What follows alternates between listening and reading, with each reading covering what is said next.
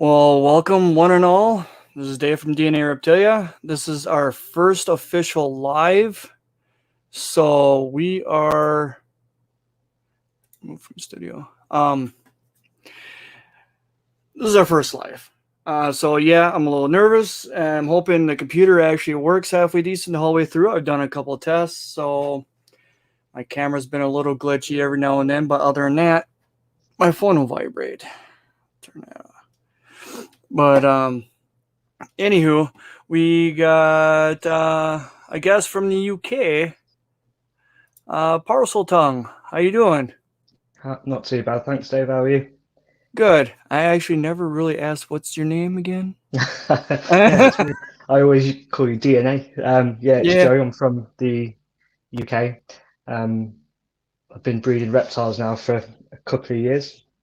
Only just started properly getting into the ball python part of things. So I know when we spoke last night, we were on about there's two ways to get into the ball python side. You can either go and buy high-end hatchlings or low-end adults. So I've gone the long way Mm. around because I'm still breeding leopard geckos, and that's sort of keeping me going while I'm watching my ball pythons grow up. At least you get some satisfaction while the ball pythons are growing up. You got your geckos going and stuff. Yeah, that's it. I mean, it's pretty much full time now. I'm in the reptile room a couple of hours every day, so it's only going to get bigger, I think. Do you breed your own rats? No, that that's something that I've started to do, in particular the African soft-furred rats. Okay. So is what I did. I brought a group of seven to start off with because my collection's pretty small. Okay. Um, Brought a setup, went on holiday for 10 days, and someone was looking after the Oh no. rats for me. And they managed to escape. They chewed out whilst I was away, so I'd come back from holiday and they did about £200 worth of damage. They chewed through all the wires on my heat mats, my incubators, my Oh no. freezers. They They even do ate all the say they brood are an tank. invasive species. Yeah, they are. So in the end, I decided just to bite the bullet and just order frozen. But I'm hoping to get like an outdoor shed that's Okay. big enough to put the snakes and the rats in at the same time. I might try and start that again because if they get out in the shed, it's not too much of a problem, is it? No, not unless they get out in the neighborhood and start chewing everybody else's hoses and stuff like that. But they Yeah, in this neck of the woods, if they get out in the winter, they're done. yeah. Well, it's Because same here. Even in our summer, all 3 weeks of it, they won't last long if they do get out. But you just don't want them to get out, do you? Because, like you said, you don't know what they're going to do. exactly, yeah. I've been lucky, knock on wood, that I haven't had any actual true outs. I've had a Yeah. couple jumpers, but Okay. those Is have that with been fancy rats or African software? I breed African softers and the fancy rats, the Norwegians. The African softers are the ones that are the jumpy ones. Yeah, Once yeah, they're on the weaned size, weaned on up, weaned on up, they get a little jumpy. Once yeah, they get to like a medium size for ASF comparable, they slow down. They don't jump as much, but they're still pretty quick. yeah. I mean, that's the problem because people rave about African soft-fed rats because Yeah. pound for pound they grow the same as the fancy rats, and they get to well, fancy rats are quite big, aren't they? But the problem Yes. is we struggle here in the UK for anything above extra large soft-fed rats. You can't really order online frozen. So if you're going to start to feed African soft-fed rats, you need to be breeding them yourself because if you ever get to the point where you can't get them in, you're going to be feeding 2 or 3 times a week, and that's when it gets expensive. Yes. African soft furs are not cheap because they're not as widespread. They're not. I mean, yeah, they have large litters, but Yeah, they grow. It takes a lot longer to grow. You almost have to have 5 times the amount of African soft furs as you do Norwegians. Now, mm, mind you, they don't take up as much room, so yeah, it's one of those things. It's a balancing act. Where do you need to balance it at? yeah, exactly. Something I'll look into again, I think. Yeah. I mean, they don't smell as much. I Yeah. have them on hemp. Oh, Um, okay. so that helps with your urine smell, so they can go a little bit longer. Their crap actually mixes in with the hemp because it's almost about the same size as the hemp strands, so it actually mixes in fairly easily. When people say African softers don't smell, they do. You just don't notice it as much. Yeah, it smells When you more find like their it don't really smell. It smells more like a damp sort of smell as opposed to like a I don't know. Do you know what I mean? It smells a bit musty. yeah, yeah, definitely. Oh, I didn't even go into the comments yet. I don't even know if anybody's commenting. There's 6 watchers and no comments yet. But hey, for first live, I'm happy there's people actually watching right now. Well, is it? Am I right in saying that people can watch later on?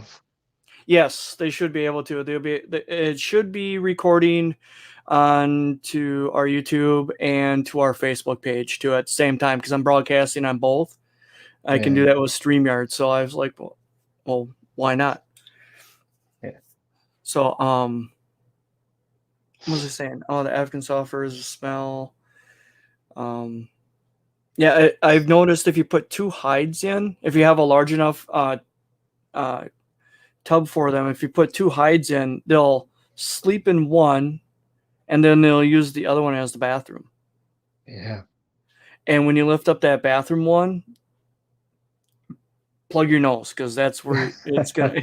It's all churning in there. So, but other Yeah, than that's that, another thing as well. Like doing it in the house. I mean, I'm quite lucky that I can use one of the spare bedrooms to do the reptile stuff. But mhm. especially when they escaped and I'm walking around like Elmer Fudd trying to catch them all with literally traps and moss bars. That's the only thing that I could.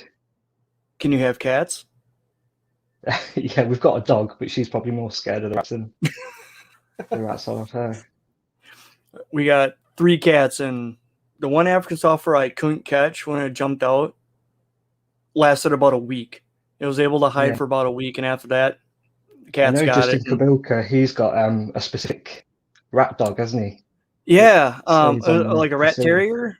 Yeah, you That's get right. myself one of them. But it just stays at the facility and just catches rats all day. I bet it loves life. Well, that's not good. That means all his rats get out. That's not good for Freedom Breeder because he has nothing but Freedom Breeder racks, right? Yeah, but the amount of rats he has, even if 1% escape, that's still like 100 rats to him, isn't it? That's a What was massive the amount. best rat for a ball python from DJ? We actually got a question. The best rat for African or for a ball python? You agree with me that it's African software, or do you think Yeah, the I'd say, Norwegians are better? well, it depends.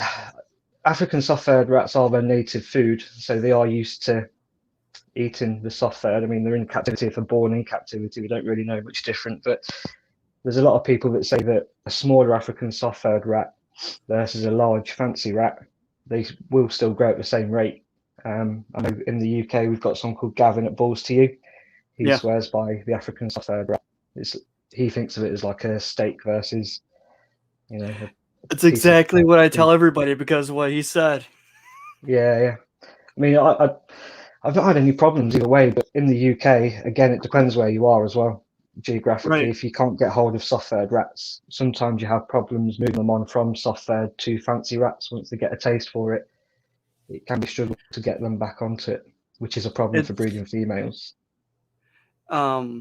with mice, it can happen also, but mice Yeah, are very low on the nutrition scale, and the reason yeah, why people use mice for young ball pythons is because when the mouse is appropriate size for your ball python, it's actually older and more mobile. So it yeah, catches the ball python's attention really quick and they start chewing them down. Well, their ball pythons can get stuck on mice too, just as fast as what they can get stuck on African softers. yeah, Reason why we use Norwegians is because they get the size really fast.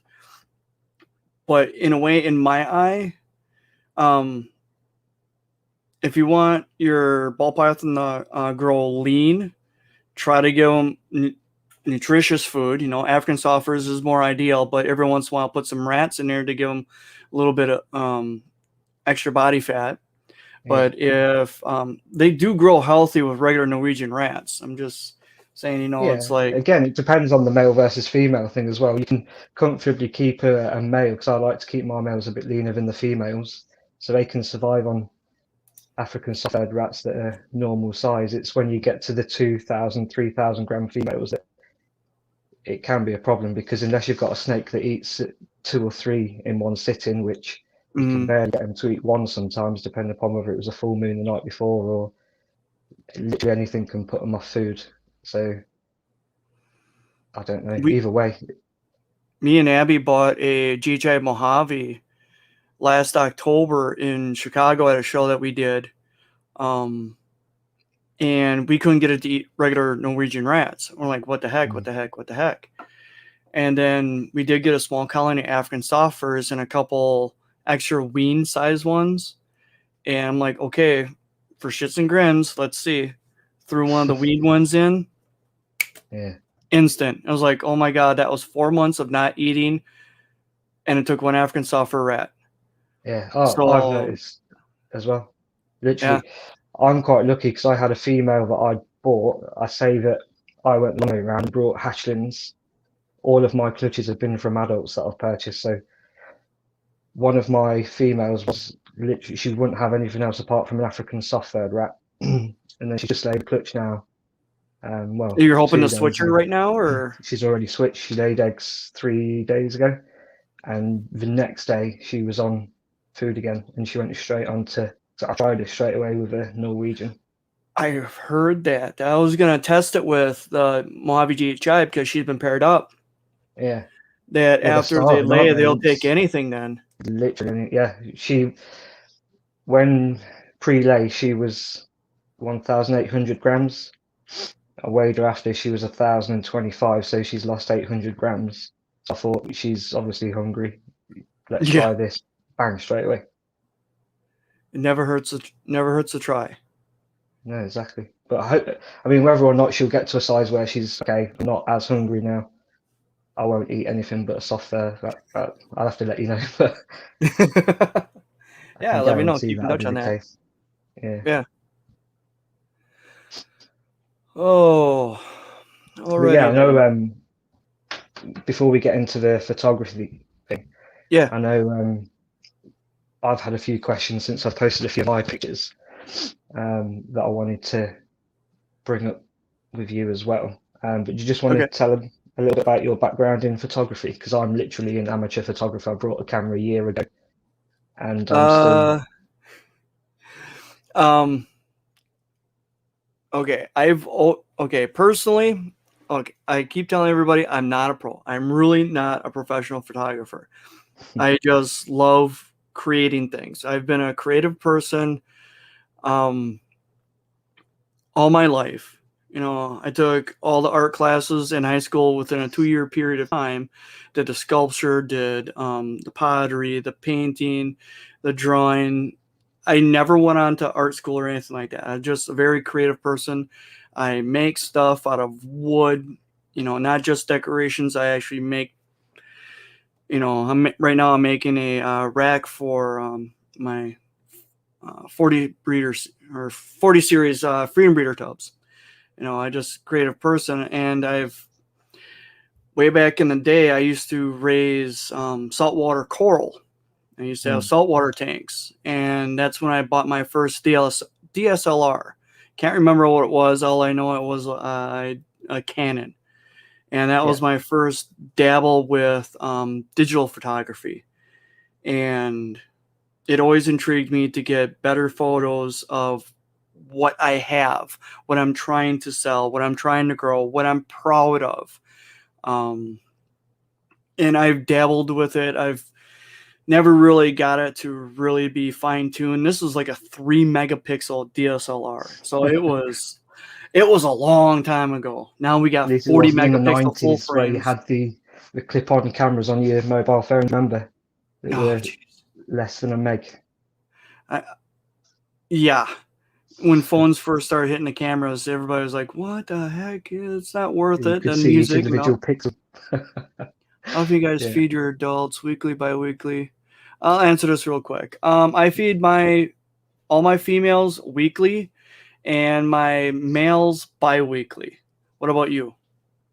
I feed weekly on a Sunday, and then I'll have like a mop-up session on midweek. So if anyone does eat on that Sunday, I'll defrost a few rats on a Wednesday and offer.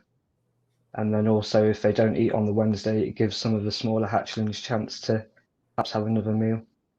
Okay. Just But I answer that tend to question feed, too. yeah, I know a lot of people worry about the size of a food. So I always say that as long as it's no more than 10% bigger than the thickest size of their body, then Mm-hmm. that's the size I go for. But I don't know about you.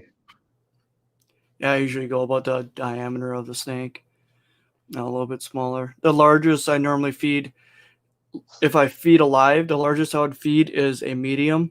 If Yeah, if the female is able to take a large, I would only do it as a frozen thawed. yeah, that makes sense. But to get back on the photography, my background, a lot of it was coral related. Then I kind of veered away from that hobby after about 9 years. Then I started doing laser engraving, laser cutting.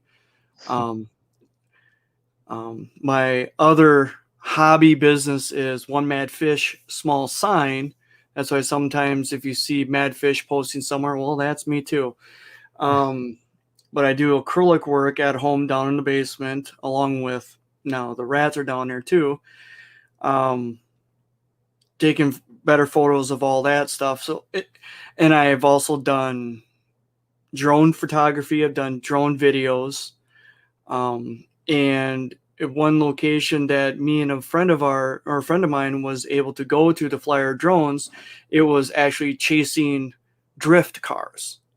Oh, okay, Cars are I going know around the corner sideways. you're a big Um, car fan, aren't you? You've got a yeah, British Lotus Elise. yep. I like the cars. I like the cars that go sideways. I like the if you got the money and the time and the knowledge, you build a car that can do that. I am astonished. I love how they work and stuff. I just don't have the time and that knowledge in order to do it. I bet you if I could, I could, but Literally, I just learn everything on YouTube. I'd say 40% of my knowledge is from school. The rest is from YouTube. To the point oh, where I have to send them a Father's Day card because they've taught me more than anyone's ever taught me. How to shave, how to do a plug, how to build stuff, snakes, photography. uh-huh. And then the reason why I got the camera I got now, which is the Panasonic GH5, I originally started with the GH4, and Yeah. then I kind of regretted it because the GH4 could not do 4K 60, it could do 4K 30. So I jumped Oh up yeah, for to YouTube. from the GH4 to the GH5 because I was carrying it on a gimbal. Because sometimes when the cars are going around the corners, I'm able to chase them with the gimbal Yeah, going around the corner and get some real nice close shots. And I wanted the 4K 60 yeah. so I Which can is actually different slow it down to for 30 and slow it down. yeah for the slow mo. So that's Yeah, different from me because I've got obviously that's be handy for your YouTube as well, but I've yeah. got no intention of doing stuff like that because I've got a face for radio. But Right. Right I'm now for literally our just YouTube, we stills. normally use a Panasonic Handycam. Yeah. This little guy. That's all we Oh use. yeah, yeah. It's a 1080p. I just It still looks have this similar to mic what from. Billy uses at Mutation Creation. You always see Austin Yeah, carrying something similar. yeah. This is just a leftover mic from when I was doing video recording on the GH5. Yeah. Um, So that's something that and I it, get asked a lot as well. And so obviously you started with a DSLR. I started with a DSLR. uh-huh. Within 6 months I switched from a DSLR to mirrorless because I Body found size. that well, I found the main thing was the shutter noise. So every Oh, time I the pressed the click. shutter, the click, yeah, it would instantly scare them. But now Yeah. with a mirrorless camera, because there's no mirror going up and down, it doesn't make a sound, so I can take better shots. I don't know if you've noticed that or because I know you use Actually, mirrorless. last night, me and Abby were doing some more photography of some of her other animals that we didn't get a chance to take photos of yet because they start falling asleep around 6 o'clock at night. Mm. And one of them was her red Aki. And I just Yeah. set up the new flash, and it still had, you know, when you take a picture with the flash, it beeps when it's fully recharged, ready to go. Yeah. Every time it beeped, Abby was saying that her Aki was tensing Yeah. up. It could hear that beep. I'm like, wow. Yeah. It So was I the had to same for go me. turn off the settings on it so it wouldn't beep, and did a couple other test fires, and he was fine. Yeah. It was the same for me. A lot of mirrorless cameras still have the click on them, but that's to tell you that you've taken a photo more than it is out of necessity, so you can turn it off. Yeah. It's like a Tesla car still has an exhaust pipe on, even though it doesn't need one. It's just there because Is it people are really? used to it. I think so, yeah. It's one of the strange facts I've I heard. never looked. Well, my boss at work actually has a Tesla Model X or something like that, and I never even looked at that. Maybe it was Yeah, something that apparently it's. they kept them on there because people were used to the fact that cars have exhaust, and even though it's electric, it doesn't need one, but it's on there. That's probably why I never noticed it, because it's something that you see every day. Yeah, Now, if exactly. it didn't have an exhaust, it'd be That's what like, they wait a want minute, you to think. where, But yeah, I mean, I brought why didn't they my, put a front grill on it then? I don't know, maybe to let the battery vent. Yeah. But yeah, I brought my first DSLR a year ago, so I'm literally brand new to it. So I've just been a year ago. I couldn't tell you what part of the camera was the lens and what you look down, but now, 6 months ago, I couldn't. yeah, well, that's good. Actually the ISO, the shutter speed, and the f-stop.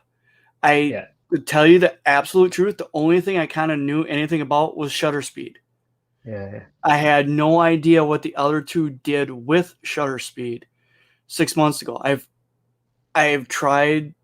Someone tried telling me at one time when my buddy, when we were flying drones, he tried telling me, it just never stuck yeah, until I got this idea. I was like, I know my photos with my phone are doing really good, are looking really good, but I have this camera just sitting downstairs because I haven't done video with it in so long. yeah, Just to pull that out from the package or from my backpack and actually learn it to take better ball yeah. python photos.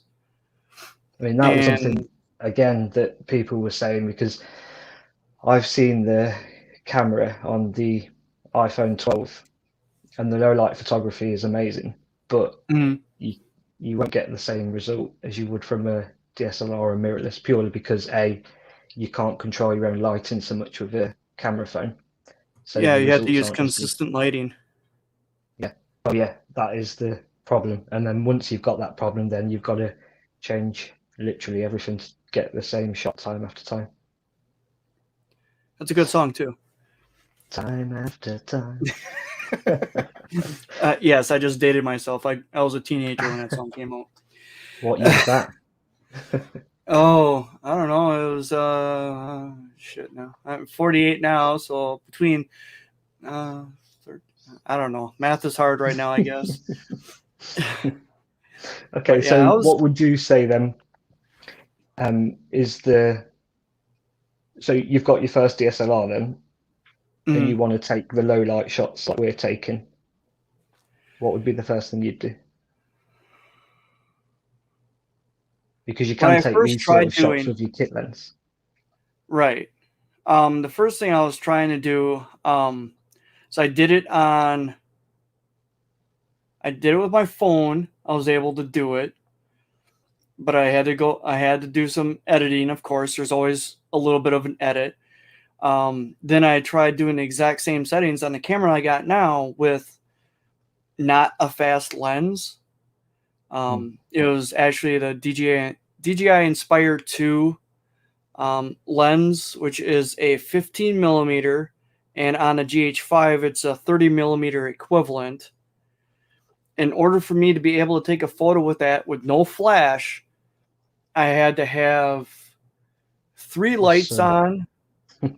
Um, I had to have a down light. I had to have a black background so I wouldn't get any light, and I had to have the background leaned away from the light. So if the light was coming down this way, I had to have the background this way so the light would not spill on it, so I could have the blackest background that I could. I had to use a little bit of flashlight this little Mm. guy to give just a little bit more light on the face, so I can get a decent reflection. That was my first dabbling with reflections. I noticed that I had to have the light almost going at them sideways, not just down. You had to have the light go sideways, because then it would reflect off the glass, or now I use acrylic. It would reflect off the acrylic and bounce at a better angle. You get a better reflection off of it. Yeah. But yeah, it would just have to be lights, just a combination of lights. An RGB light with a its own individual white light also is ideal. You You mean for the want, constant light? yeah, for constant lights, yeah.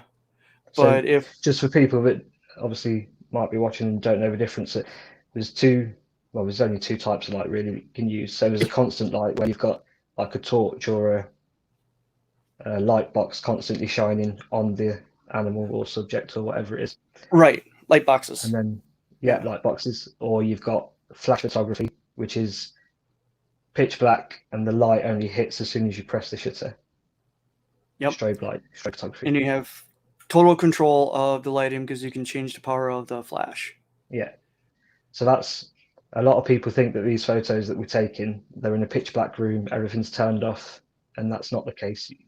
Your videos that you put on YouTube, you're in a well lit room, quite a lot of light in that room. But because of the camera settings, you're able to literally darken everything. And then you point Exactly. one light at whatever it is you want to take a photo of. Like the photo shoot that I did at Royal Constrictor Design. You can Yeah. see his place is very well lit. Yeah. There was the one thing you do have to worry about if you're doing reflective is there light in front of you up high? If you can see light, the light in the Reflection from room that. on the acrylic, you will see that in the photo. Yeah. So that's the only thing you got to worry about a constant lit room when you're using flash photography on the reflective. Yeah. But realistically, you could do these reflective shots with an £11 piece of acrylic, a £25 flash gun, like one of these on a Yeah, tripod. And so you can all get in a all, nice high contrast flash. With the smaller the flash, the more contrast it'll be. It'll go from perfect color to black really fast. yeah, Because the flash is actually smaller than your ball python. yeah, If you want it to be a slow fall off, if you want it to be a gradual fall off of bright to heavy shadow, you want to make your flash bigger. You don't need a bigger flash. You just need that flash to hit something, spread out, and then get casted onto your snake. Then you get a more even cast of light. The bigger the surface that the light is hitting before your snake, the softer the light is. yeah. So that's the thing, is that you don't point the flash directly at the animal. You point the flash at something that reflects off that onto the animal.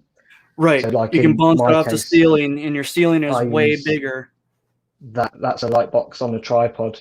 I point the flash at that, but that light box is pointing at the snake.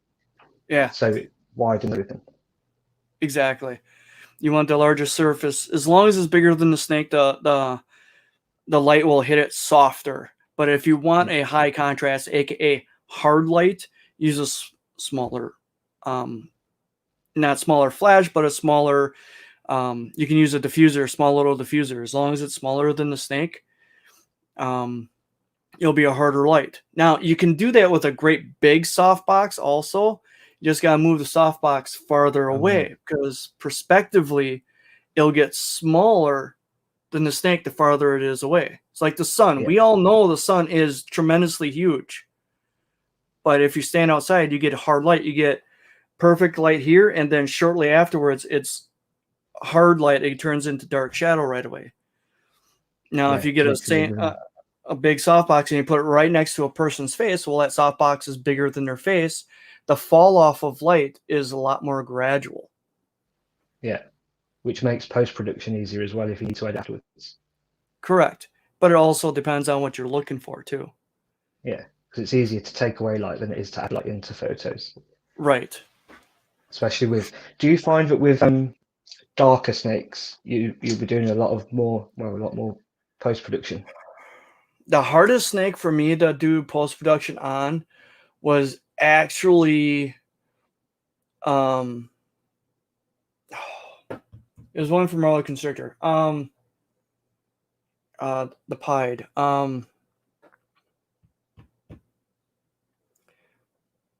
The panda pied.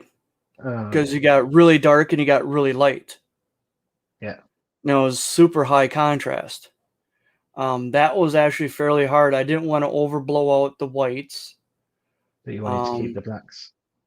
Right, but I wanted to keep the blacks. Let's Yeah. see if I can bring that photo up real quick. That's where the airbrush is your best friend. Yes. You're always better to, I do believe, underexpose a little bit, because then you can brighten up your white a little bit, but you still have the shadows there. But if you blow out your whites with the flash, you lose all your shadows right away.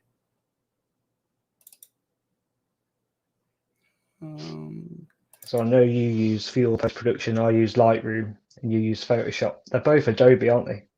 Yes. They look similar when you were showing me last night. Yes. Adobe Photoshop, you can actually open up, you can do some edits in Lightroom, and then you can send it to Photoshop for your, for more edits. Okay. Should be done. And when you do your photography, you shoot all of your stuff in RAW format, yeah? Or RAW and JPEG? I do RAW and JPEG. The only reason why I do JPEG is for my own personal viewing on the computer, so I can click on the photo viewer and actually look at the photo I want to choose as the RAW and open that, which is what I'm doing right now. No, I just got to capture that real quick. So what's the difference for people that don't know them between RAW and JPEG? Where is it?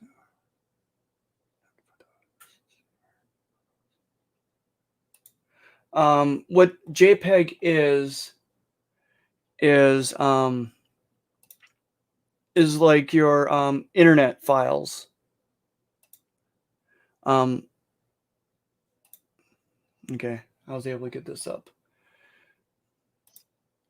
JPEG is you don't have any real separation with the color gradients. You can't change the color as easy. You can do it, but it's not as easy. But once you change it, you can't revert back to it.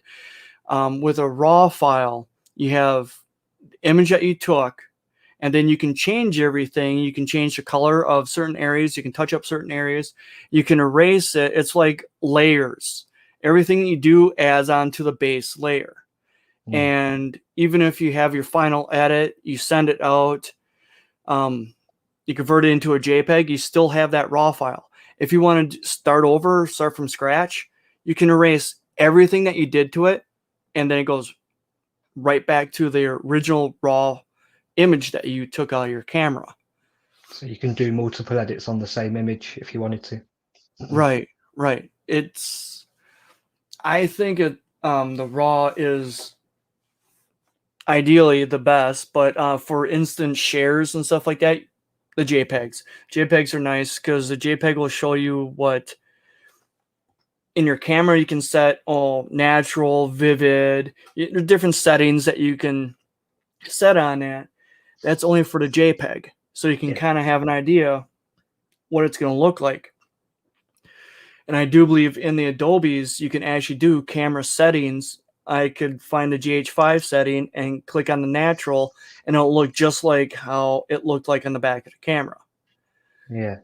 Or I can just play around with it and try to create something like this. With RAW as well, you don't have to worry so much about what your settings are on the camera, because a lot of it can be done afterwards. Whereas, like you said, with a JPEG, you'll be struggling to do certain things. Right. It's a lot harder to unchange what you changed. I mean, yeah, you can do masks. You can add layers on top of it, but with a RAW file, the layers automatically go.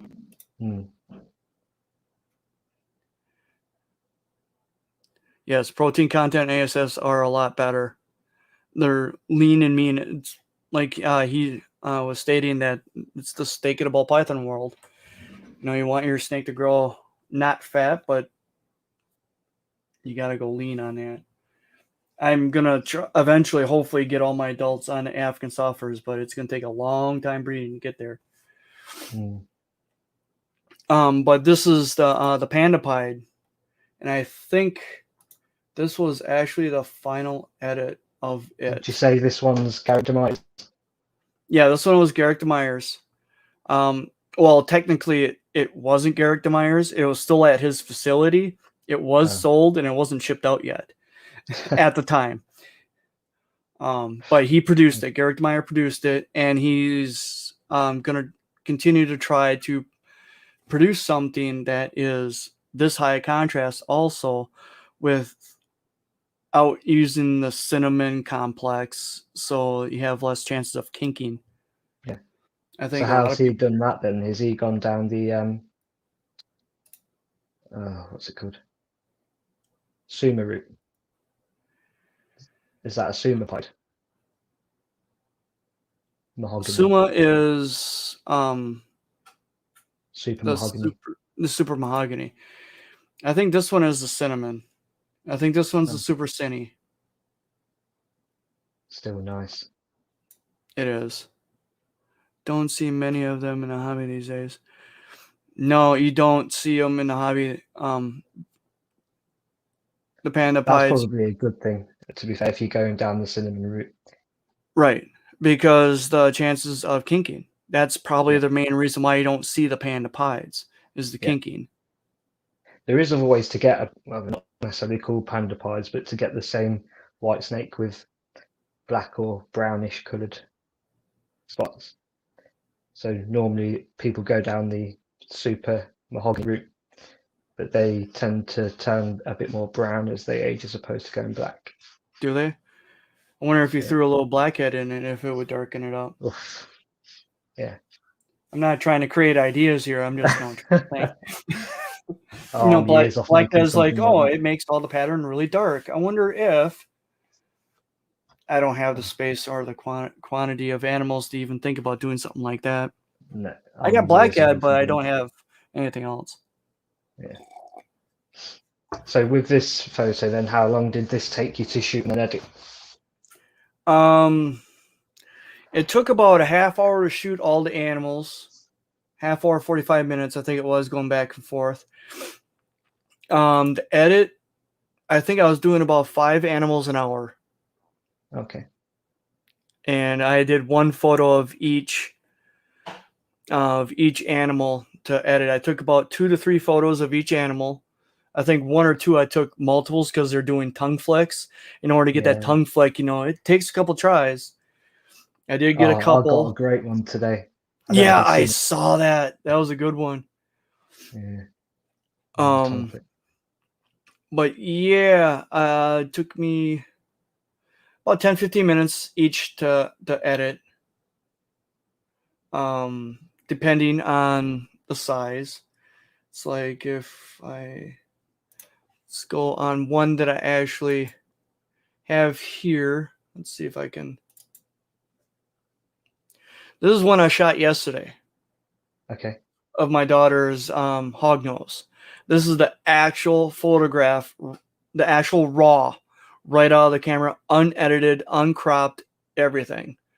And 99% of the time, the first thing I do is I crop it. Yeah.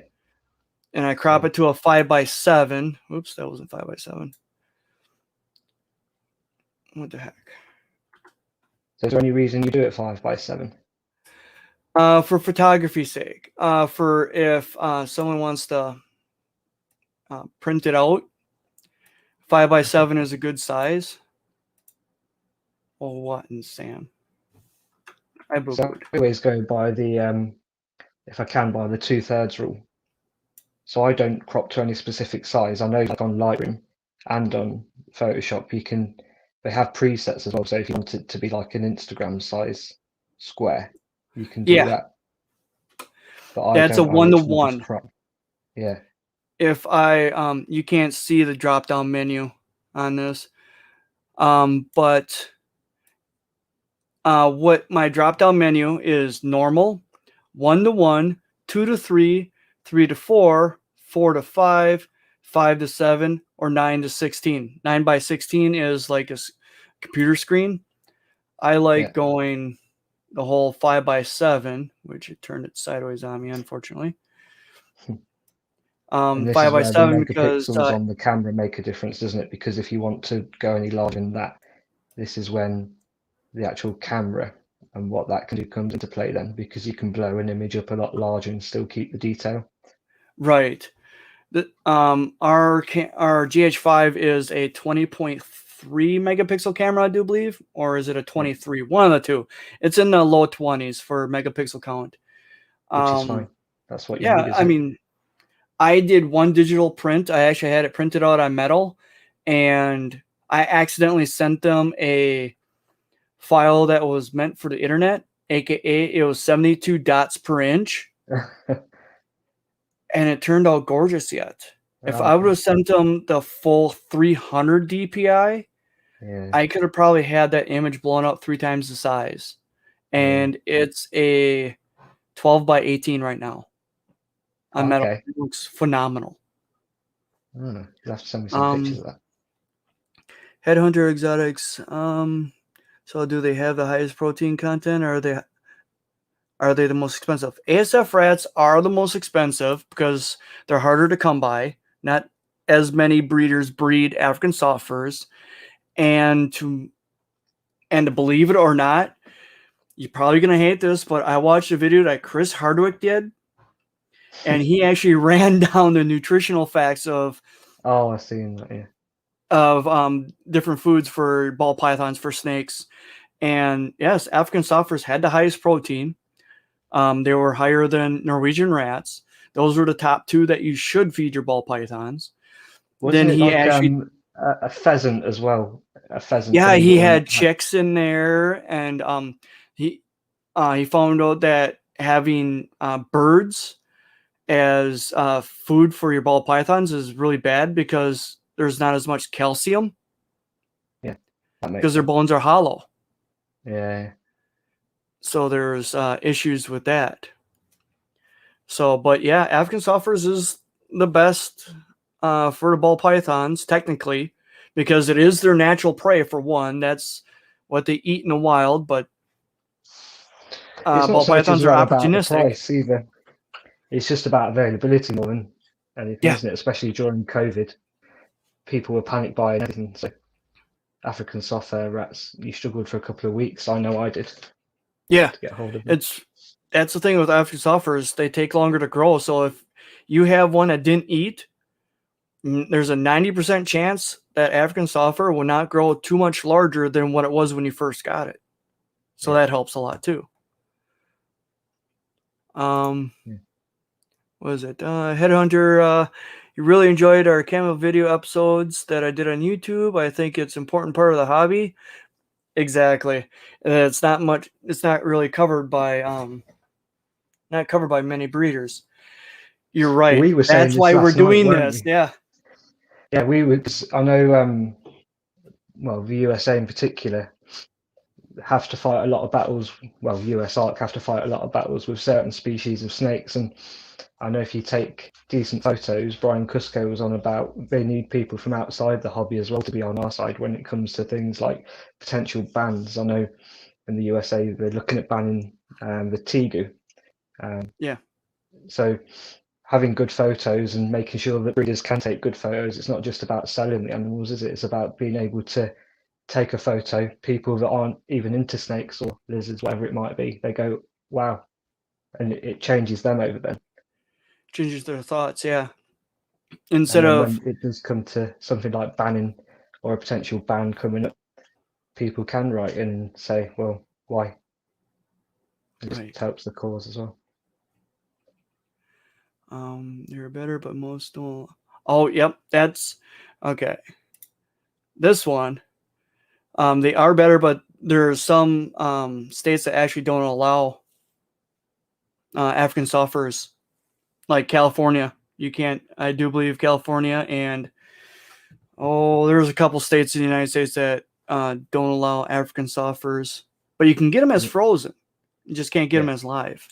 I'd assume that's because of the climate is relatively similar to what they'd have in Africa if they were to escape. We Yep, don't have that here. that's probably I why I can have fancy, them up here in Wisconsin. yeah.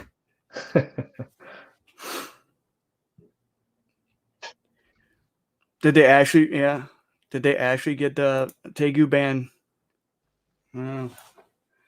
Did that happen, Oh, did wait a it? minute. Is it like they got like 90 days or something like that to get them registered? They can't breed them. You can still keep the ones that you've got, I'm assuming, and up Uh huh. to 2 generations afterwards, I read. Oh, wow. Grandfather clause, they call it, or something. Just can't get any new ones. Yeah, so after that, no more. Oh, nice, DJ. DJ has 5 ASF colonies and they're dropping babies now. You don't want to know how many little colonies I have right now. 16, 17, 18. 18 little colonies. Actually, 1, 2, 3 times 4, 12. Yeah, 18 colonies got going. Yeesh, I got too many ASFs. Okay, getting a little sidetracked. The first thing I do for snake photo or reptile photography, because I've done my daughter doesn't have just snakes. She has a plethora of different animals. She has crested geckos, leopard geckos. She used to have a tokay gecko, Lichianus. She had day geckos. She has Whose is the oh Aki? the red Aki. Yep, she has the blue tongue skink. She has the bearded dragon, which those 3 are her dogs because they're just lush balls. Um, Who has the gator? Have you got the gator? I don't have a gator. No, I thought you had an alligator. Oh, I've seen on the no, video that there's an alligator involved somewhere. that was at a show. Oh, okay. That was at the Show Me show at Janesville, Wisconsin. There was a group there that, or a couple, they do venomous and they actually make venomous caging also. Hmm. And they do care for, I do believe, 3 alligators. No thanks. Yeah, yeah. I It like my was hands. interesting. We were set up right next to them, so I was able to watch the Gaboon viper, rattlesnakes, and the alligator all day long. They'd be amazing Out, to have, but I'd be scared to death of even moving. either I don't scared think to I could death or run that just fast dead. now. One of the two. Yeah, I'm 30 now. I've got too much weight on me to get away that fast. I can't be keeping them. I don't think we can even have them here. Or you might be, I don't know. I think we can. Ah, this question is towards you from Kyle. From Kyle Holmes, we have something similar in the IAS Act at the moment in the UK. Hmm. Is that what you guys are going through now? Luckily, it hasn't Ah, yeah. hit reptile keeping yet, but I've had Yeah, some it's not friends far who are. away. It's basically like the mammalian species as well, like things like sugar gliders as well. They're involved in that. What? Yeah, so they're on about banning them. I don't understand why, because the UK normally isn't that bothered because with reptiles in particular, again, because of our climate, there's no damage to the environment. But we don't really have, I mean, we have native reptile species like grass snakes and stuff and certain Same here. Yep. amphibians and newts, but we don't really, nothing would survive if they got out. I know for a fact things like sugar gliders, they wouldn't. Oh no. Yeah. Yeah. But We I don't actually have know. two sugar gliders now too. So But I we think had to part of pick. the UK is just we have to follow what the US do and for no apparent reason other than they think it makes sense. And his follow up question was, so my thoughts are with. Oh yeah, he said his thoughts are with the American keepers at the moment because you guys are farther away from what we are right now. So you think it's gonna actually happen to you guys too since they started it now, or Uh, are you guys gonna start up a U.S. art type organization in the U.K.? we're probably not as well positioned in the UK because in the US, reptiles are massive. I mean, they are here, but nowhere near on your scale. And again, that's why we struggle for things like racks and equipment here in the UK. We don't have that following or enough of a following to make a profitable business out of something. Like I told you last night, we had to get our racks in from Denmark, but now because we've left the EU, there's more charges paid on top of that. So even that's becoming, well, and there's not a way around it. So with things like support, if everyone was to get together, then yeah, but to get everyone together, we It'd have the take a one reptile show really in Doncaster, so that's a place that it could happen because that's the one and only show really. It's the show. There it's are the other show. shows, but yeah, you have like Tinley, you have all the other different types of shows. Yeah, there's shows everywhere. We have the IHS in Doncaster. That's pretty much it. We have the odd one or two that are now being set up, but everyone knows Doncaster. If you own a reptile, chances are you would have been to Doncaster or thinking about going to Doncaster because you get everything there. Now, is there like a morph market over for UK? Yeah, there. Yeah, you got morph market. What am I talking about? Yeah, you have morph That's market. pretty much where everything. Like you don't buy, you call it Craigslist. We have something called Pre-Loved or Pets for Homes. People don't use that really. They do for the geckos. Is it? Because they're more of a family pet, aren't they? But for the snakes, it's mainly morph market.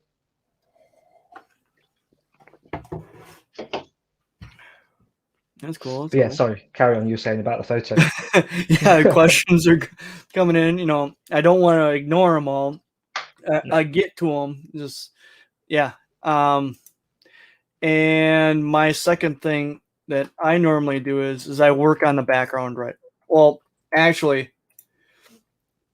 there is in Photoshop, Raw, I can have lots of different settings here. I'll see if I can hide that. Bring this full screen. Does it even show up? Yeah. Okay. I got settings over here on the side that I changed certain things in all these, like the basic changes, the tone curve, the detail, the grayscale, the split toning. I basically changed certain things in all of those, and I saved them as certain presets basically that work really good as base starting points to work off of. And I got, when I save for reptile reflection, I just give it one click and it brightens it up. It gives it a lot more contrasty detail per scale. Yeah. And I can go back and change. I can look at what it all changed. It changed the exposure by plus 0.25. It jumped the clarity up by 25%. It didn't do anything with the tone curve. Sharpening maxed. Because it's not really, it doesn't hurt the photo. I haven't seen unless you pixel peep. Yeah.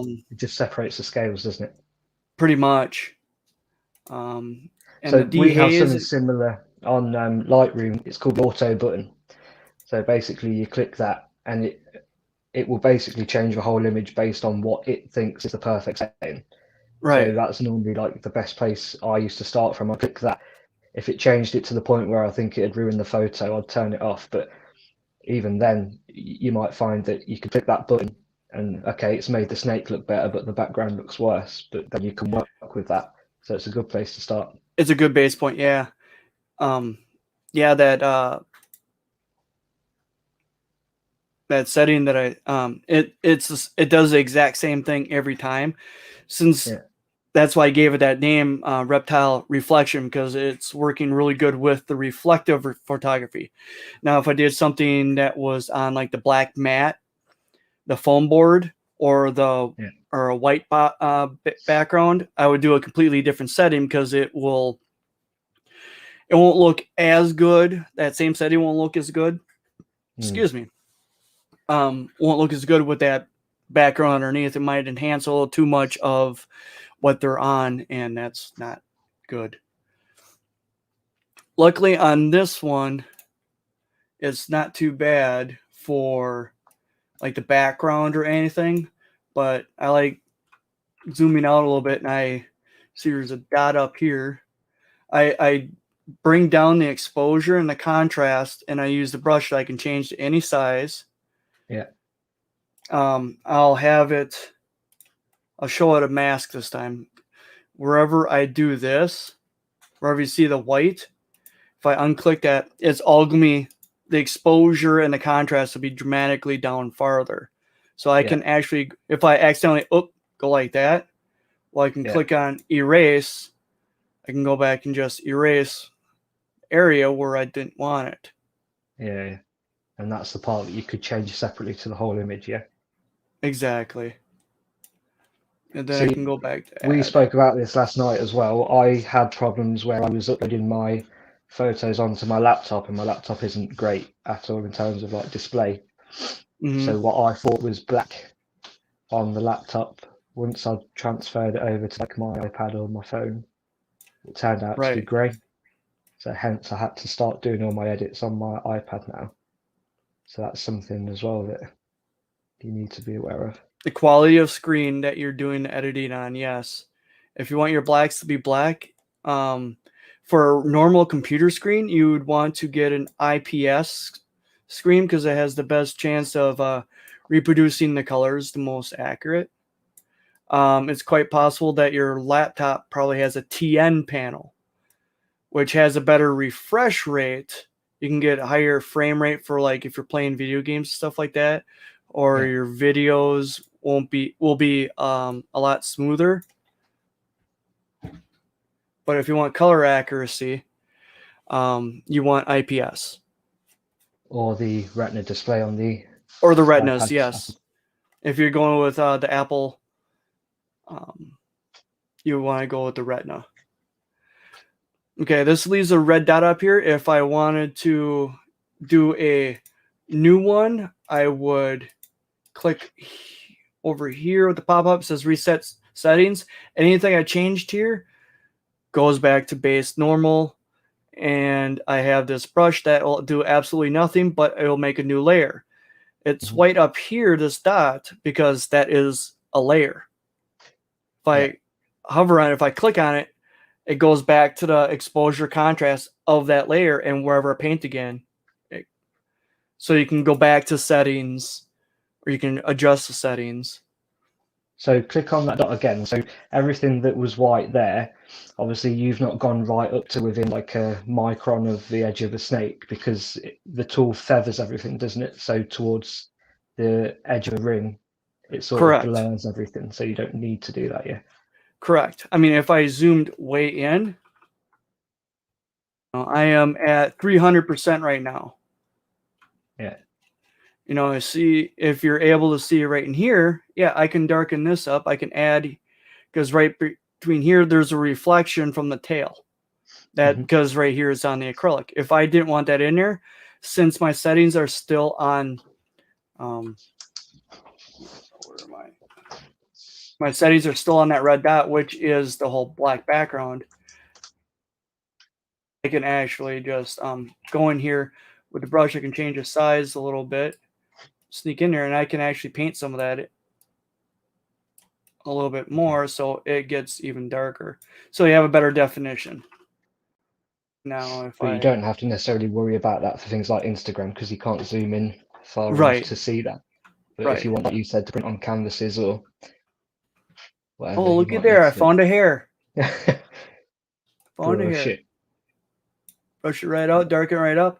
Since it's on the black, it's really easy to get out. So if you undo that a second, that edit, can you show me how the clone tool works instead of the brush tool? Yes, I can actually. There's a spot removal tool. Oh, I know. This is okay, what you're on I know. Okay, I know what you're saying. You wanted to see. Because I've got that bit of cocoa fiber stuck on one of my photos of the pied. Yes. And it ruined everything. That area down there. Oh shoot! I clicked on. Let's try this again. There. I clicked on OK, which opened it in Photoshop as a smart object. I was able to get back to it. Okay, that right there it is. Are you able to see it on your screen? Yeah, I can see it. Okay. Now we'll go to the spot removal tool. It's basically another circle that I could change the size of, and there is a feather. If you can see, I don't know. Let's see, high contrast. There, you can see there's a black circle in the middle. and then Yeah. there's a dash circle around the outside. Between the dash circle and the solid circle, that's the feather zone. Yeah. And what I can do with this, I can literally draw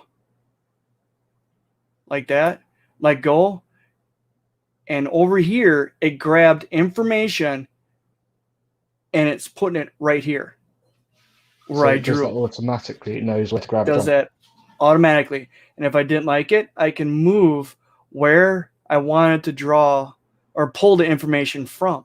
So like if I So wanted to, I could put the information up there and you can barely see that it actually yeah, did the ripple in there. yeah. Okay, yeah. So it took the information from here, and if it wasn't in the right spot, I can actually move it around even more. I can move the spot where I drew around. Yeah. That's what the spot remover does there. Let's see if I can find a better. So Oh, I know a photo. someone was asking me as well. They asked how we do the reflection shots, and they said they tried it and they set their camera in auto and didn't get good results. And one of them said they used an iPhone as well, but they couldn't get the light into the photo. Okay, what you have to do for an iPhone is you have to do a longer shutter speed. You have to go into manual mode. If you go into auto, it may not work as well. You have to have a little bit more control of how long your shutter is open with the constant light source. You got to make sure that your light source is at least hitting the not just the top. You got to hit the front too, because you need that light to reflect on the acrylic to bounce back at the camera. I found if with the same lighting, if you are here, let's go back. So that's the other thing, If is that you you can't are, control let's say the flash you're, on an iPhone.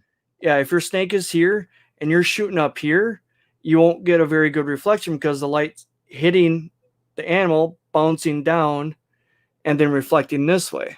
And if you're up too high, you're not getting that reflection light. If you move the camera down to more in front of the animal, you'll actually get the light bouncing a lot better. Yeah. I've noticed that on photos, in Royal Constrictor photo shoot, I shot from above a little bit, then I shot down at the same level as the animal. The reflection was 100 times better, went up almost completely to the animal. Which is good, but again, if you've got a snake that likes to hide its head, taking it at eye level is all you're going to get as a shot of a pattern, no headshots or anything. Right. See if I can. There's one animal I can really show you. Just gotta find it. What folder I put it in? Where am I with this folder? I'm grabbing images from. Oh my god, I don't even know where the hell I am now. 511. Ah, shoot, wrong one. So what was the reason you went to Garrett Demise then? Did he ask you in, or? Actually, no. I bought a snake. Oh. And I asked him, I was like, since I'm going to be here, he's about 2 hours from my house. So I drove there to save on shipping cost. And I asked him if I could take some photography photos, while I was there. And he was actually surprised that I had a full setup. I had a light box and full camera and everything like that. I was like, oh, wow. I was like, yeah, I showed him a couple of my sample pictures. So it was more of, I asked him if I could take some pictures of some animals that would take me forever to produce. And I know he had them on hand. And good for him. Yeah. Did you send him some of the shots as well to keep? Yes, I sent him all his photography. Oh, I told him after he watched the video, if he wanted any of the photographs, just let me know. Yeah. Because there was no money exchange hands. I didn't get any discount on the animal or anything like that for doing it, because it was something I went to him for. No, I just wanted to broaden my horizon to make sure that I have a good portfolio. Excuse me. Now this is where this photo that I took of Abby's, what do you call it? You know what it is, bearded dragon. There we go. This one is eating. It was making a complete mess. And there is a lot of dust here. Let's see. Oh, you can't see it. I don't have it up. My bad. My bad. My bad. I can see it. Okay. Now you can see it. Now we'll go and try to remove as much of this dust as possible. It's like right here. Even that is a good shot, though. I'd keep some of that. So if I wanted to try to get rid of all this right here on the outside,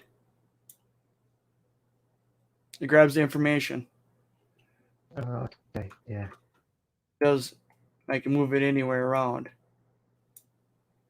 So yeah, because the top's a bit lighter than the bottom, isn't it? So you can move it to the bottom if you need to.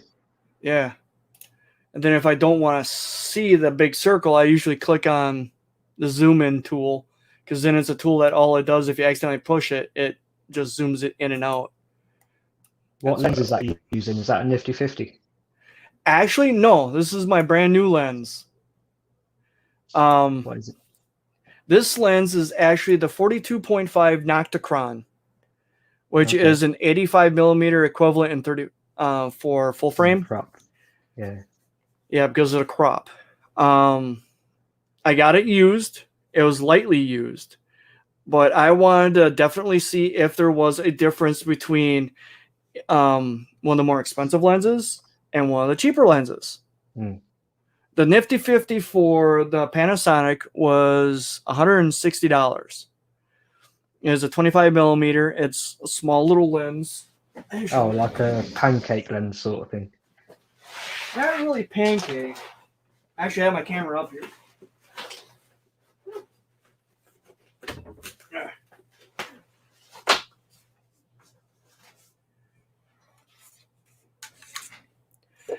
This is how big the Nifty. This is how big the Nifty 50 is for Panasonic.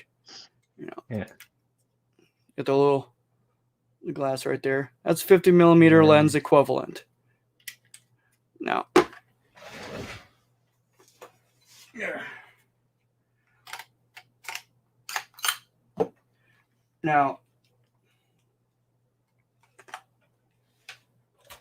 the Nocticron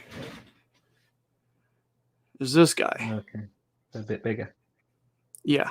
Here, I'll put them side by side. Definitely girthier. This one weighs about 3 times the weight as this one. This one has more glass in it too. Okay. This one has 6 or 7, and this one has like 11 pieces of glass in it. Does that affect the autofocus speed, or is it pretty much the same? Because it is a native lens, the autofocus is about the same. They're both native lenses for the camera, for the GH5. I was thinking about getting the 35 millimeter Sigma and get a speed booster. Yeah, that takes it to like 1.2 or something, doesn't it? It would bring it down to like a 1.2, but it's not a native lens. I could still use the autofocus, but because it's not a native lens, it'd be even slower. And the GH5s are not known for good autofocus. Oh, okay. I mean, that's why I went with Panasonic lens, because then I can keep the speed at the speed that it is at. Because we all know animals don't stay put. No, oh god. That's why, because I use, where's mine? I don't even know. Here it is. I've got the Canon M50. But I've got the. I know. That's something I get jealous of, because my lenses are always smaller because of the micro four thirds. Yeah. Oh yeah. So this has got the 60 millimeter macro lens on it, but because of a crop, it's quite good. It's handy. But you can move further away, and it will still take decent shots. But you can move it in, and it will literally go down to the size of a scale if you need it to. But it was quite good.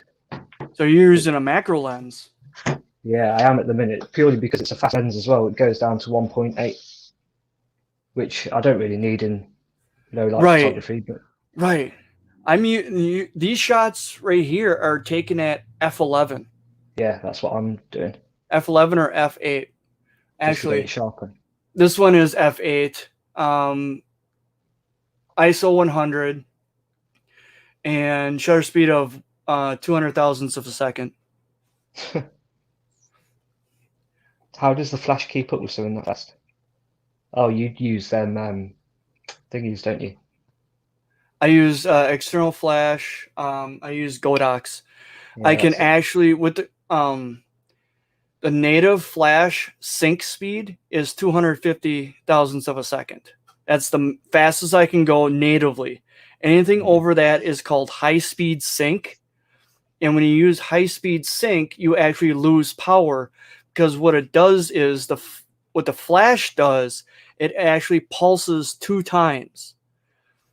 And if you got to pulse a flash 2 times in that short of a span, you're using half power to get you a full photo. Because what it does is when the shutter's coming down, it pulses here. And then when the shutter is coming back up, it pulses so you get the bottom. So you can get the top and bottom of the shutter moving back and forth. Because if you try with a regular flash and you go above that, you will actually get a bar. You'll get only a half a picture. Yeah. And high speed sync, you actually get a top and a bottom synced up perfectly with your shutter speed. The flash, the controller communicates with the camera, knowing what the camera shutter speed is, and the flash triggers the flash at those speeds so when the shutter goes back and forth, you get your top and bottom, but you lose power. You only use high speed sync when you're in a really bright environment. Yeah, that makes sense. Yeah. I mean, I use a regular flash that all you need is a trigger to go click on and off, and the power bars on the back. You don't have real fine adjustments. I mean, they work. You just got to find the settings in your camera that get your best results, and then you can fine tune it in the post processing. Yeah. It's like I usually bump almost every photo. I mean, it looks great on the back of the camera. Then when I get it on the computer, almost every single photo looks better with a plus 0.25% exposure. You can't fine tune it on the camera to give it 0.25.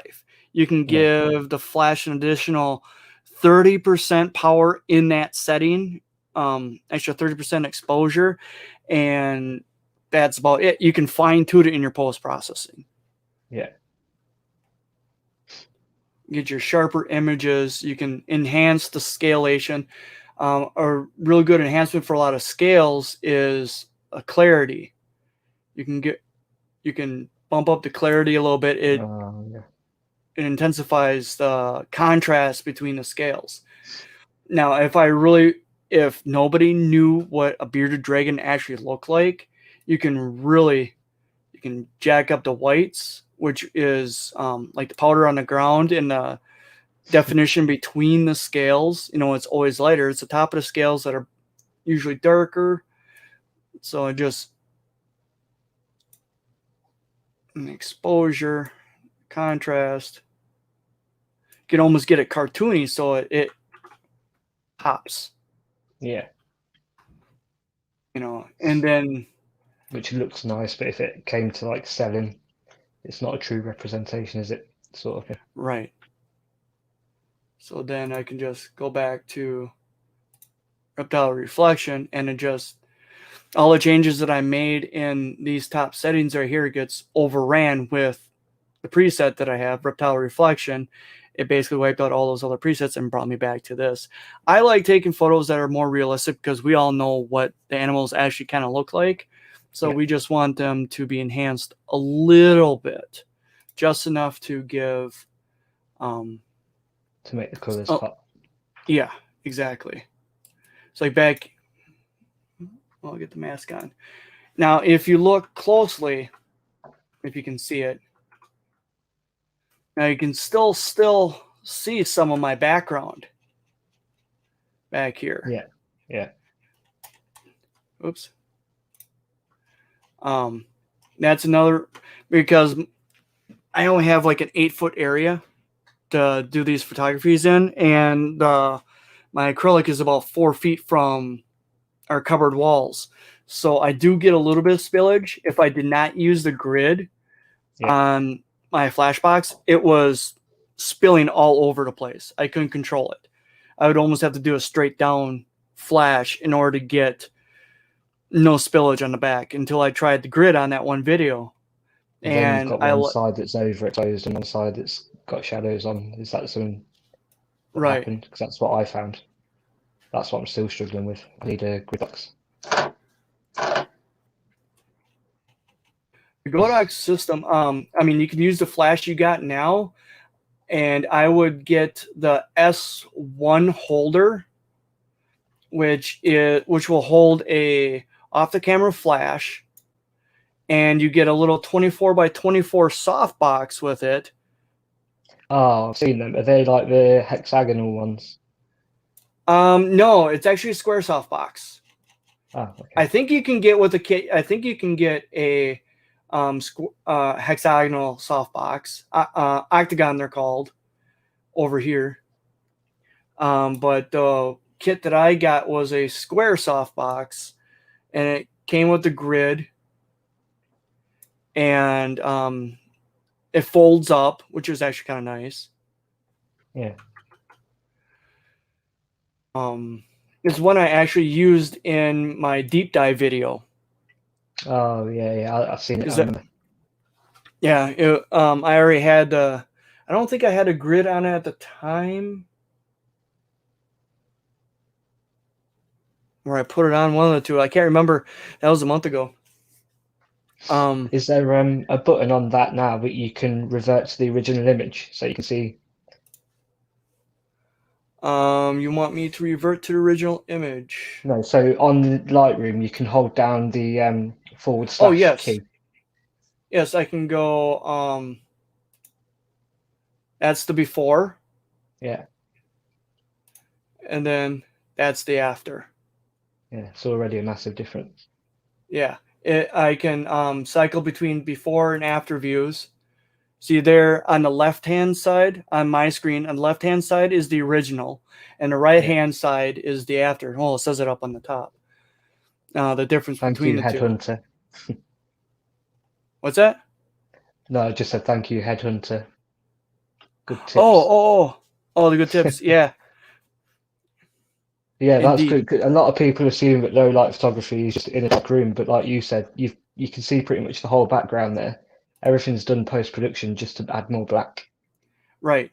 I mean, you can have a black sheet up also, so there's less post-production.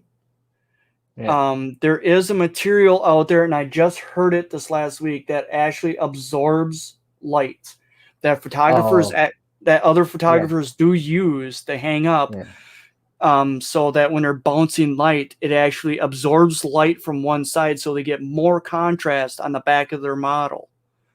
It's the same stuff they use in foam for sound studios. Is it? Because it doesn't reflect anything sound like. Can't remember what it's called either. But you know that involves more money. Yeah. Because then you need poles to hold it up. You need to get the curtain. Do you know what I used for some of my shoots? And you'll laugh. I've got a black dressing gown. I literally hung it up on the drawer. No one knew any different. It works. Yeah, it works. As long as you don't have any wrinkles on it that's reflecting any light back to you. You know, it helps in post-production.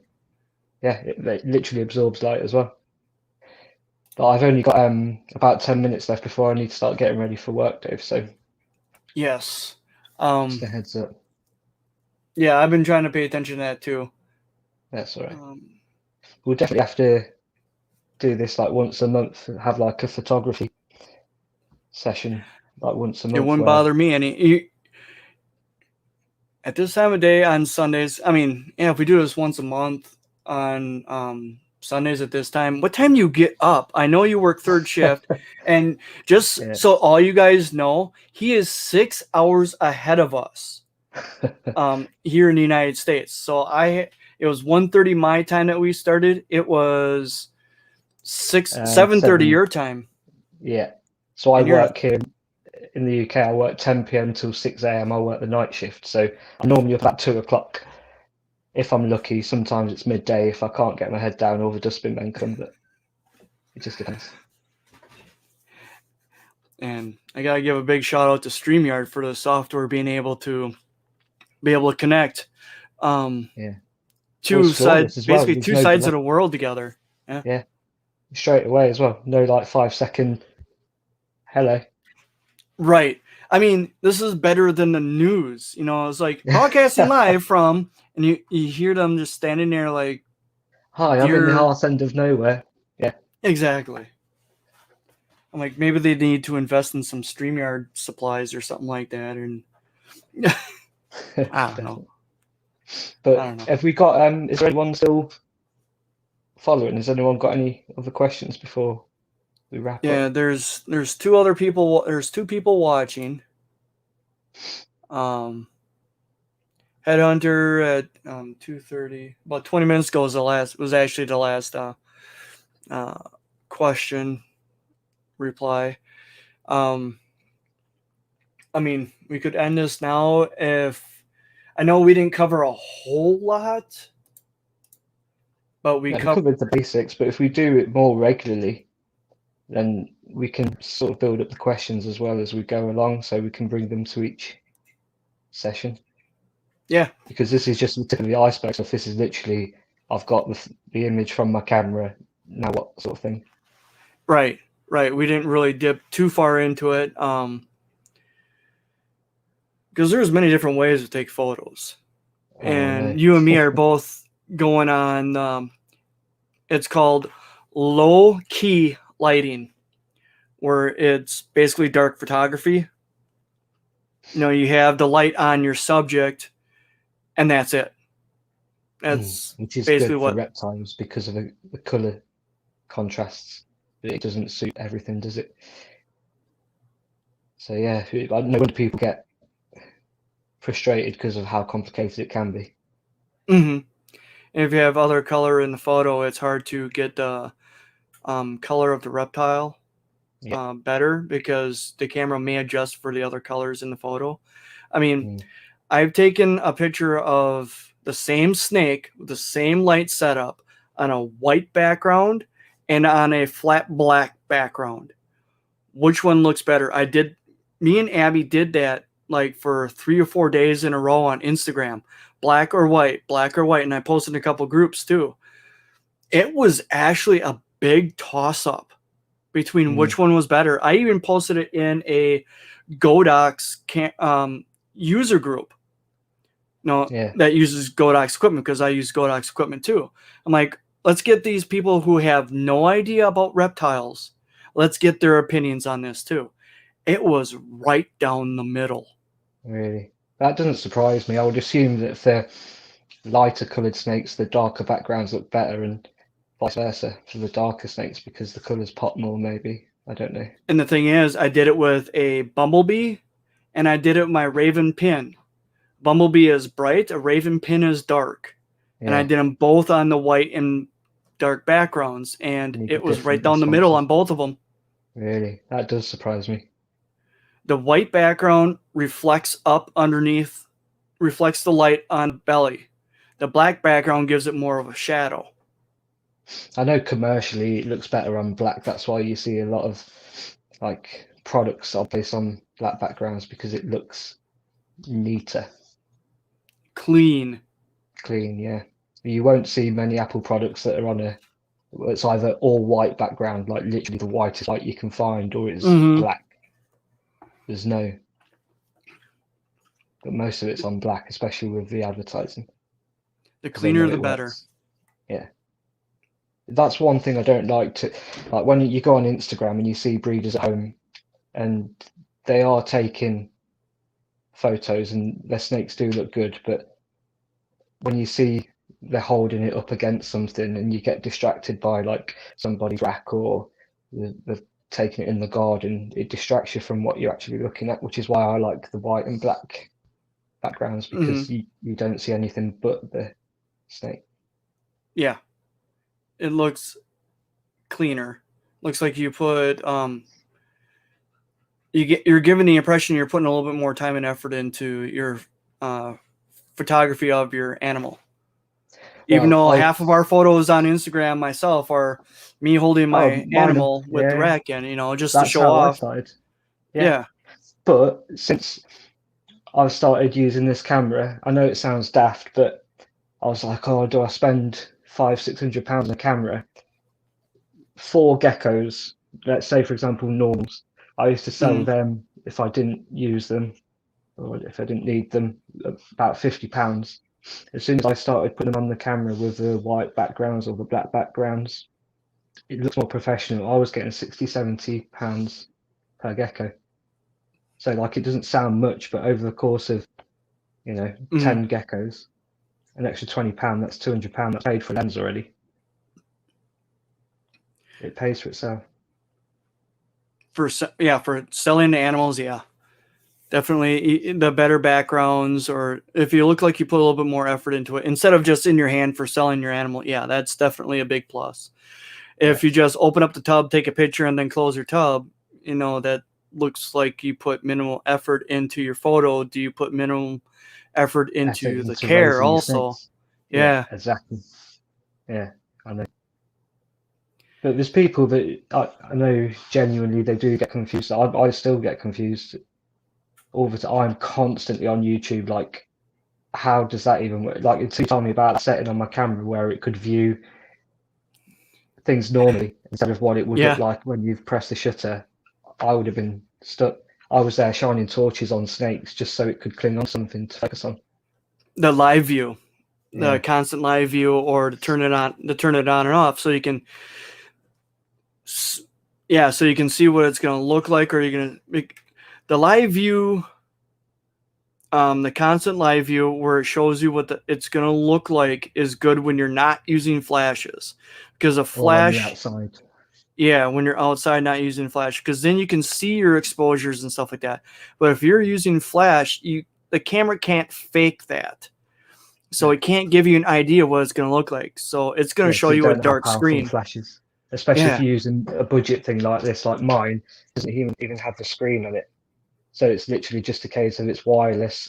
The flash Yeah. gun doesn't have like 1/8 power. It's literally 7 bars. I've got to 7 choose between bars. #1 and Yep. 7. That's I did a couple photos with that when I was first playing around with flashes. I was working with that. I mean, I was getting it to work.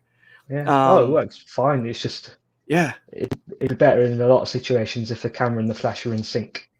But it's Yeah. not. It's like they don't talk to each other, so you've got to tell the other what one's doing, Mhm. which is a bit of a nightmare. But Yeah, you got to go over and push the button for the flash to bring it down just that one notch. yeah. It's And you have to keep then checking your photo. Like you're sitting there chimping. Does that work? Oh, it needs to go up one. Take it again, and that's fine for yep. 5 shots. And then the snake moves. Oh, it's moved. Take it. Check it. It can be a nightmare, but it works. It's all right for now. Yeah. Yeah. The Godak system, the 82 or the 8200 is a really good starting point. Because you can get 200-watt flashes. I go up to about quarter power on the 8200 Yeah. So, at yeah. max. It's Yeah. lightweight. Yeah. I mean, it's not too awfully expensive. I mean, get a used one or a refurbished one for $240 American dollars when they're like 340, I think, brand new. You don't have to Yeah. get the Pro. No. Well, that's similar. It's about £200 here, so yeah, similar. It's something to save up for. Yeah. It's a worthy investment. Then you need the controller too, which is another $69. I know. I mean, That's where it never ends. but then you have the fine-tuned controller. You can change it by 1/3 powers. I think Yeah. it's 1/3. Yeah, third stop, and you can get the fine tuning. You can walk 100 yards away from your camera or from your flash and take a photo, and the flash goes off, which Yeah. is nice. You have absolute control. You're capable of having a higher output. It's a worthy upgrade. I did go up to the 8400 to try to catch better motion shots. Yeah. And that's my next goal that I'm working with the cameras, to take a better, to try to get the tongue flick better, more accurately, and more crisp. Yeah. And we can save that for another episode, because yeah, you got to get going very soon. You got to get to work to try to make that bank so you can pay for all this. Pay for all my snakes. Yeah. Exactly. So until next time, I guess we're both gonna sign off, because I got rat tubs to clean up yet. I got about half of them yet to go for this weekend. But I appreciate all you guys sitting here watching us, or all you guys in the future to watch this. And it sounds like I mean, it's not a bad thing, but it sounds like we might be doing this once a month. So instead of our normal Sunday video, we're gonna be throwing a live out there of what we find out throughout the month on reptile photography, how to take better photography, and help share the knowledge to all of you guys, to see what you guys can put a little twist on your own reptile photography. All right. And likewise, if you've got any questions after what you've watched today, post them in the comments below. Yeah, put them in the comments. Instagram us. I'm at Parceltongue_Reptiles, and you're at DNA. I think it's all one word, DNA Reptilia at Instagram. DNA Reptilia on Instagram, Facebook, YouTube. We were lucky enough to get it all with the same, with all the same names. So yeah, if you got any questions, get a hold of either one of us on those platforms, and we will save them up for next time. I'm not going to do the Billy like, share, subscribe. I'm not going to do that. I always put my finger up here and just hit that bell icon, and subscribe. But this time I don't dance. Be here. So now you've got to put it there when you. I don't think you can put it there now because it's live. Oh, it's there. Right. Oh, okay. But yeah, I appreciate that anyway, Dave. And I'll catch up with you offline anyway. We'll come up with a schedule for doing more of them. All right, sounds good. All right, but I'll speak to you probably tomorrow now. Excellent. After 5, get a hold of me. I'll message back. Tomorrow's Monday. I gotta work, so I'll work until 5 o'clock every Monday through Friday. So yeah, so that's 11 p.m. my time. I'll be in bed. All right, man. All right, I'll speak to you in a bit. All right, you take her easy, and thanks again for watching, everybody. We'll see you next time. Bye. Bye.